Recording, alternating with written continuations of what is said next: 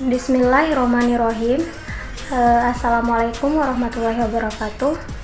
Baik, sebelumnya saya akan membacakan tujuan dari pembelajaran materi. Pertama, dapat mengetahui pengertian tentang air bersih. Yang kedua, dapat mengetahui pengertian tentang sanitasi. Yang ketiga, dapat mengetahui pembangunan sanitasi dan air bersih berdasarkan SDGs. Yang keempat, dapat mengetahui capaian pembangunan air bersih dan sanitasi di Indonesia. Dan yang kelima, dapat mengetahui kondisi air bersih dan sanitasi berdasarkan COVID-19. Assalamualaikum warahmatullahi wabarakatuh. Saya akan membawakan materi tentang pengertian air bersih dan pengertian sanitasi. Air bersih dan sanitasi adalah dua hal yang tidak dapat dipisahkan. Di mana ada air minum atau air bersih, maka pasti akan ada air limbah. Menurut Kodowati tahun 2003, air bersih adalah air yang dapat digunakan sehari-hari untuk memasak, mencuci, mandi, dan dapat diminum setelah dimasak.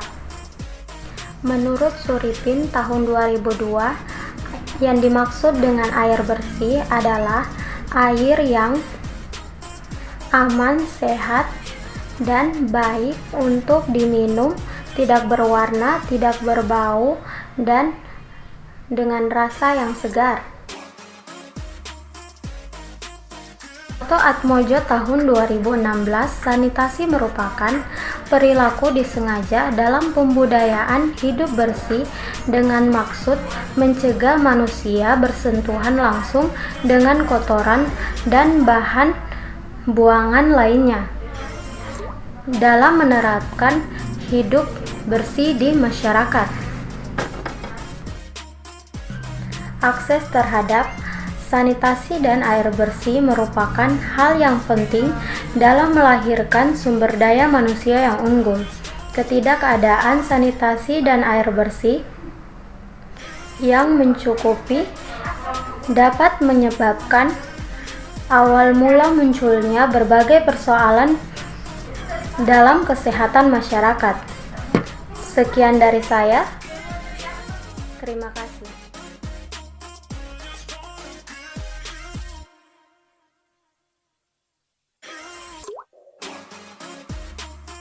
Assalamualaikum warahmatullahi wabarakatuh. Baik, di sini saya akan membawakan materi mengenai pembangunan air bersih dan sanitasi berdasarkan SDGs atau Sustainable Development Goals. Terdapat beberapa target dan indikator SDGs bidang sanitasi dan air bersih, di mana target pertama pada tahun 2030 mencapai akses universal dan merata terhadap air minum yang aman dan terjangkau bagi semua. Indikatornya terdiri dari yang pertama, indikator proporsi populasi yang menggunakan layanan air minum yang dikelola secara aman. Yang kedua, presentasi rumah tangga yang memiliki akses terhadap pelayanan sumber air minum layak. Yang ketiga, kapasitas prasarana air baku untuk melayani rumah tangga, perkotaan, dan industri serta penyediaan air baku untuk pulau-pulau. Yang keempat, proporsi populasi yang memiliki akses layanan sumber air minum aman dan berkelanjutan. Target selanjutnya, pada tahun 2030 mencapai akses terhadap sanitasi dan kebersihan yang memadai dan merata bagi semua, dan menghentikan praktik buang air besar di tempat terbuka, memberikan perhatian khusus pada kebutuhan kaum perempuan serta kelompok masyarakat rentan, di mana indikatornya yang pertama, proporsi populasi yang menggunakan layanan sanitasi yang dikelola secara aman termasuk fasilitas cuci tangan dengan air dan sabun. Yang kedua, proporsi populasi yang memiliki fasilitas cuci tangan dan sabun dan air. Yang ketiga, presentasi rumah tangga yang memiliki akses terhadap layanan sanitasi layak. Yang keempat, jumlah desa atau kelurahan yang melaksanakan sanitasi total berbasis masyarakat atau STBM. Yang kelima, jumlah desa atau kelurahan yang open defecation free atau ODF atau stop buang air besar sembarangan atau SBS. Yang keenam, jumlah kabupaten atau kota yang terbangun infrastruktur air limbah dengan sistem skala kota, kawasan, dan umum. Dan yang ketujuh, proporsi rumah tangga yang terlayani sistem pengelolaan air limbah terpusat. Dan selanjutnya target yang ketiga, pada tahun 2030 meningkatkan kualitas udara dengan mengurangi polusi, menghilangkan pembuangan, dan meminimalkan pelepasan material dan bahan kimia berbahaya, mengurangi setengah proporsi air limbah yang tidak diolah, dan secara signifikan meningkatkan daur ulang serta penggunaan kembali barang daur ulang yang aman secara global. Indikatornya, yang pertama, proporsi limbah cair yang diolah secara aman. Yang kedua, jumlah kabupaten atau kota yang ditingkatkan kualitas pengolahan lumpur tinja perkotaan dan dilakukan pembangunan instalasi pengolahan lumpur tinja atau IPLT. Yang ketiga, proporsi rumah tangga yang terlayani sistem pengelolaan lumpur tinja. Yang keempat, proporsi badan air dengan kualitas air ambien yang baik. Yang kelima, kualitas air danau, dan yang keenam, kualitas air sungai sebagai sumber air baku. Baik, sekian materi dari saya. Wassalamualaikum warahmatullahi wabarakatuh. Assalamualaikum warahmatullahi wabarakatuh. Baik, di sini saya akan melanjutkan materi dari teman saya mengenai target lain dalam SDGs atau Sustainable Development Goals bidang sanitasi. Antara lain, yang pertama, pada tahun 2030, secara signifikan meningkatkan efisiensi penggunaan air di semua sektor dan menjamin penggunaan dan pasokan air tawar yang berkelanjutan untuk mengatasi kelangkaan air dan secara signifikan mengurangi jumlah orang yang menderita akibat kelangkaan air. Kedua, pada tahun 2030, menerapkan pengelolaan sumber daya air terpadu di semua tingkatan termaksud melalui kerjasama lintas batas yang tepat. Ketiga, pada tahun 2020, melindungi dan merestorasi ekosistem terkait sumber daya air, termaksud pegunungan, hutan, lahan basah, sungai, air dan tanah, serta danau. Kemudian yang keempat yaitu pada tahun 2030, memperluas kerjasama dan dukungan internasional dalam hal pembangunan kapasitas bagi negara-negara berkembang, baik itu dalam program dan kegiatan terkait air dan sanitasi, termaksud pemanenan air, desalinasi, efisiensi air, pengolahan air limbah, daur ulang, dan teknologi daur ulang. Yang kelima yaitu mendukung dan memperkuat partisipasi masyarakat lokal dalam meningkatkan pengelolaan air dan sanitasi. Kemudian jika dilihat kembali 3 target SDGs bidang sanitasi yang telah dijelaskan sebelumnya oleh teman saya, terdiri dari 3 sektor utama yakni air minum atau air bersih yang aman dan terjangkau, fasilitas sanitasi dan kebersihan yang memadai, serta pengolahan limbah cair untuk mengurangi polusi. Ketiga sektor tersebut sangatlah penting untuk memastikan kebutuhan dasar manusia akan lingkungan yang bersih dan sehat agar dapat terpenuhi. Terlebih di saat pandemi COVID-19 tengah berlangsung.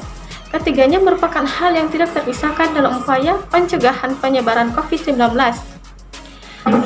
Pembangunan sanitasi di Indonesia saat ini dilakukan dengan menghubungkan sebagian besar target dan indikator SDGs ke dalam Rencana Pembangunan Jangka Menengah Nasional atau disingkat dengan RPJMN. Sebagai tindak lanjutnya, 9 agenda prioritas Presiden Nawacita dan RPJMN dikonvergensikan secara kuat dengan SDGs. Peraturan Presiden Nomor 59 Tahun 2017 tentang pelaksanaan pencapaian tujuan pembangunan berkelanjutan yang ditandatangani pada bulan Juli 2017 merupakan payung hukum dan implementasinya. Mekanisme tata kelola SDGs nasional untuk perencanaan, penganggaran, pembiayaan, pemantauan, dan laporan diatur dalam Perpres tersebut. Sekian materi dari saya. Untuk materi selanjutnya akan dijelaskan oleh teman-teman saya. Baik, Assalamualaikum warahmatullahi wabarakatuh. Di sini saya akan menjelaskan mengenai materi capaian pembangunan air bersih dan sanitasi di Indonesia. Nah, sebelum itu, kita perlu mengetahui bahwa Indonesia memiliki sumber air yang cukup berlimpah, baik itu air tanah maupun air permukaan. Nah, sekitar 6% sumber air di dunia berada di Indonesia. Bahkan, dalam hal sumber daya air terbaru, Indonesia menempati urutan keempat terkaya di dunia setelah Brasil, Rusia, dan Kanada. Namun sayangnya, di beberapa tempat di Indonesia seperti Nusa Tenggara Timur, Sulawesi, Bali, dan Jawa kerap mengalami kekurangan pasokan air bersih. Ini dikarenakan karena air bersih tidak terdistribusikan secara merata di seluruh wilayah Indonesia, yang membuat kondisi air yang ada tercemar berat hingga 65%. Sumber pencemaran ini sebagian besar berasal dari limbah domestik yang tidak dikelola dengan baik hingga mengotori badan air. Nah, untuk mewujudkan target universal dalam hal sanitasi, Kementerian Kesehatan dan beberapa kementerian lain serta mitra lain meluncurkan pendekatan sanitasi total berbasis masyarakat atau sering dikenal dengan singkatan STBM pada tahun 2008. Nah, STBM ini memiliki 5 pilar, yaitu yang pertama, stop buang air besar sembarangan, yang kedua, cuci tangan pakai sabun, yang ketiga, pengelolaan air minum dan makanan, yang keempat, pengelolaan sampah, dan yang terakhir yaitu yang 5, pengelolaan limbah cair. Nah, air minum dan air bersih yang layak bagi masyarakat telah diatur berdasarkan data Kemen PPN atau Bappenas. Nah, di sini Indonesia telah meningkatkan akses air minum layak dari 82,14% di tahun 2011 menjadi 87,75% di tahun 2018 seperti yang tertera pada gambar yang ada di layar.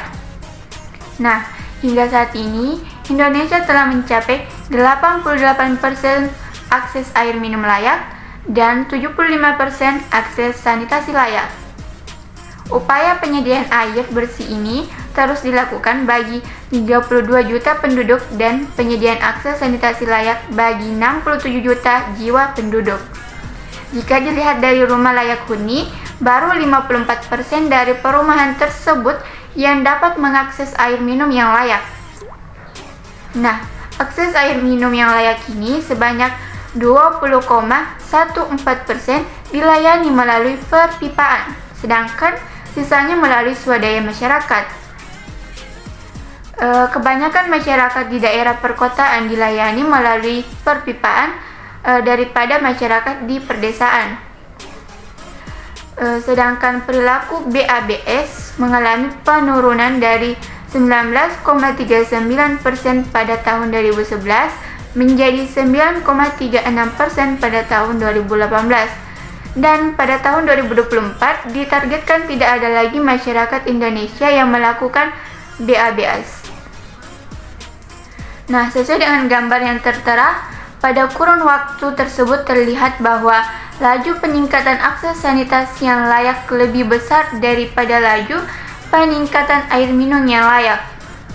Nah, peningkatan presentasi air minum yang layak dan sanitasi layak tersebut diiringi dengan menurunnya prevalensi stunting di mana stunting menurun dari 37,2% pada tahun 2013 menjadi 27,7% pada tahun 2019.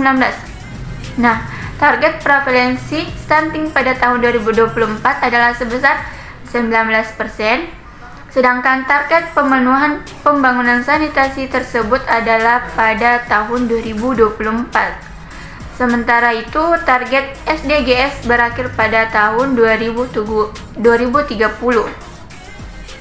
Perbedaan ini terjadi karena target pembangunan sanitasi di Indonesia mengacu pada Rencana Pembangunan Jangka Menengah Nasional atau disingkat dengan RPJMN dengan periode 5 tahun mulai tahun 2020 sampai 2024. Nah, pada RPJMN 2020 sampai 2024, pemerintah akan memfokuskan untuk meningkatkan target akses sanitasi dan air minum yang aman dan berkelanjutan.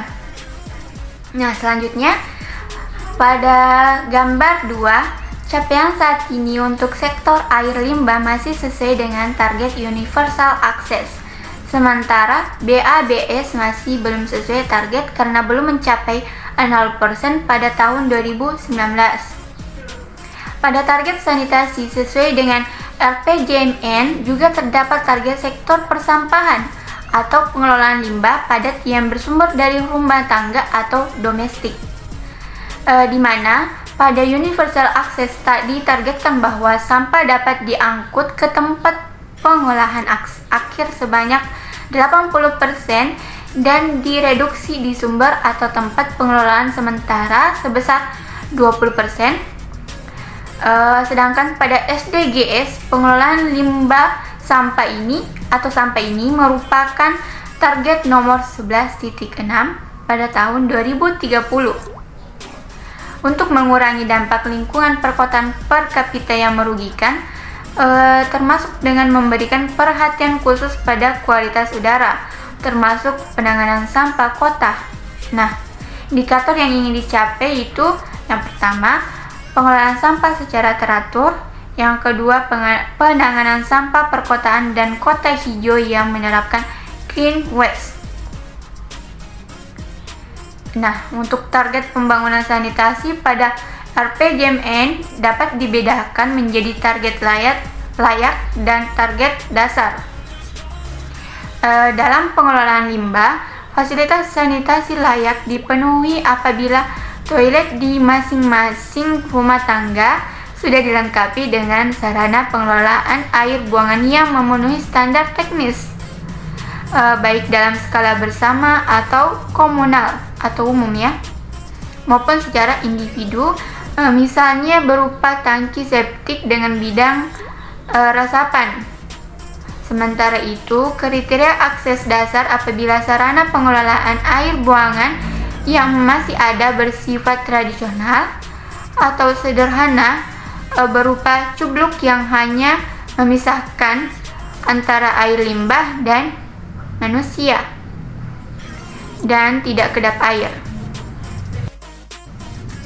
Sehingga pada akhirnya sanitasi dasar ini masih memerlukan pengelolaan lanjutan, khususnya di daerah perkotaan dengan kepadatan penduduk yang tinggi.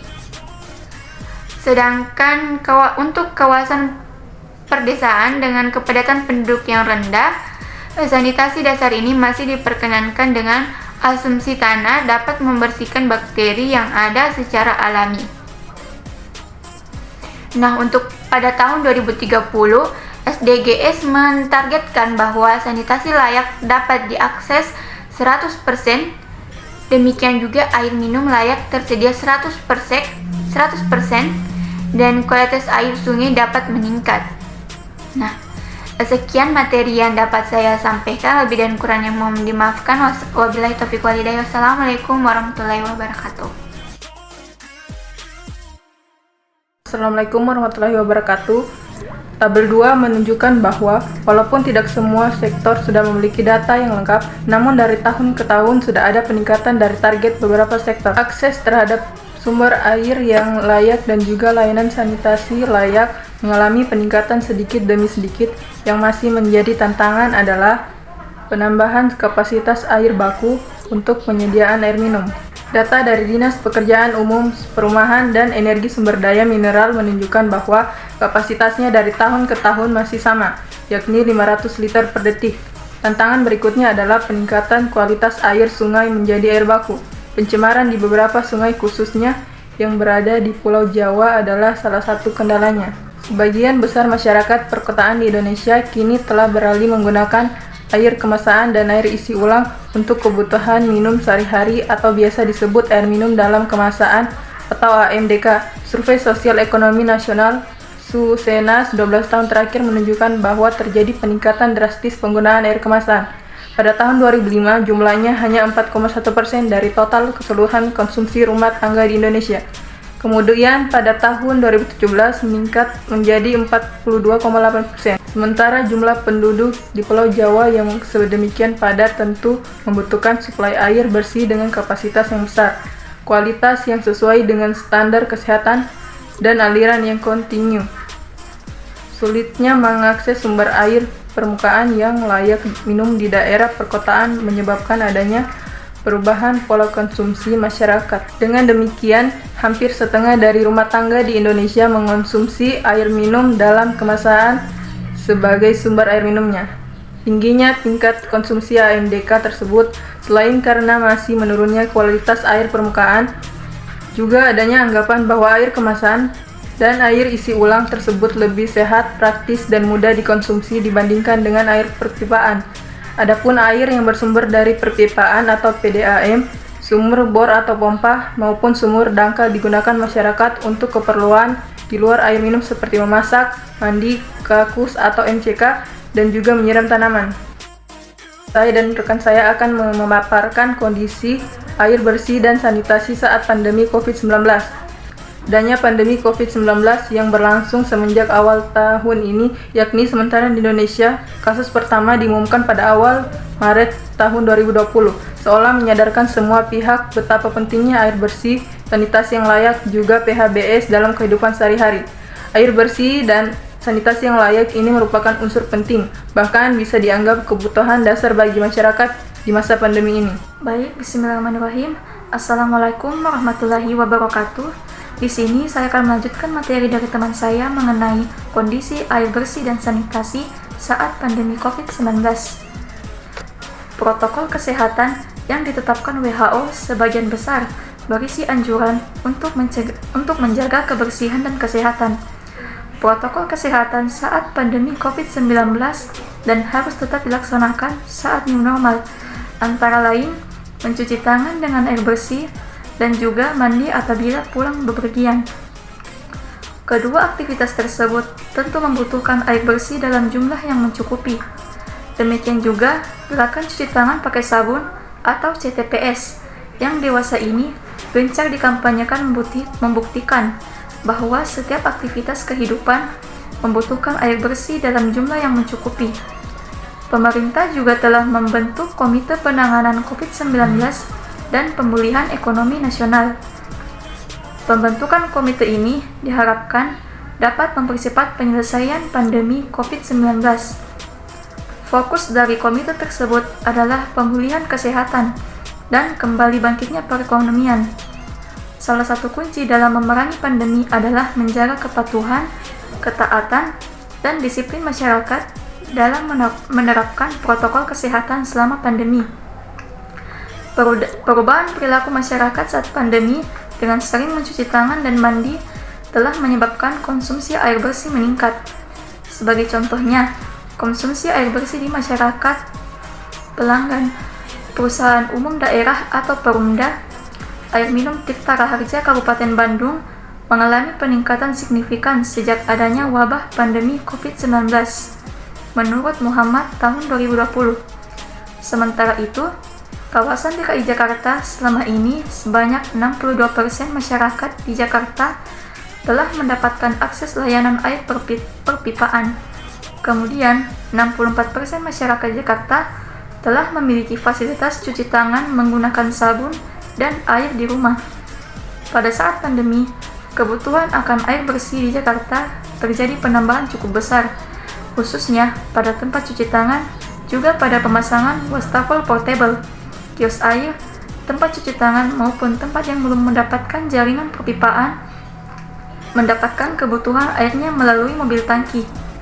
Oleh karena itu, proses distribusi dengan menggunakan mobil tangki juga mengalami kenaikan yang signifikan menurut Muspiroh tahun 2020. Selama pandemi, pemerintah Provinsi DKI Jakarta menjamin ketersediaan dan akses air minum maupun air bersih bagi seluruh warga DKI Jakarta. Masyarakat miskin kota dan kelompok rentan baik laki-laki atau perempuan mendapat perhatian khusus. Hal ini dilakukan untuk memastikan kelancaran upaya pencegahan penyebaran COVID-19 sekaligus menjaga kesehatan publik. Mungkin itu saja yang dapat saya sampaikan. Demikian presentasi dari kelompok saya, yaitu kelompok 7. Lebih dan kurangnya mohon dimaafkan. Terima kasih. Wassalamualaikum warahmatullahi wabarakatuh.